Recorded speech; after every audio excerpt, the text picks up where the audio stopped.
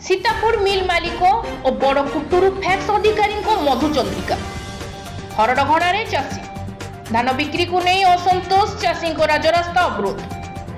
कलाहांडी जिला जयपाटना थाना अंतर्गत कलमपुर ब्लॉक दुलुकीबंध छक निकट में मोटेर मुखीगुड़ा रास्ता अवरोध।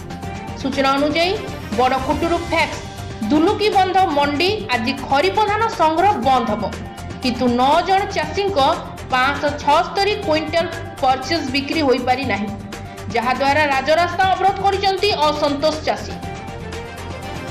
टोकन विलंब तथा वर्षा पानी भय जोगु स्थानीय मतुआलगुड़ा स्थित सीतापुर मिल मालिक एजेंट और फैक्स अधिकारी बुझामणा करी मिल को 9 जन चाषी मानकर 576 क्विंटल धान निजस्व खर्च रे नैथिले।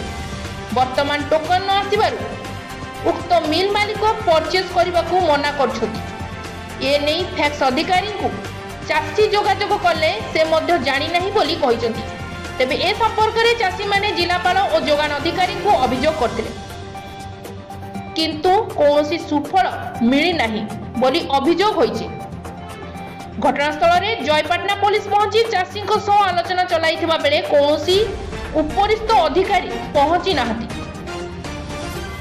कलाहांडी जिला Kalampur Vasudev Kshatriya report, Delhi crime press.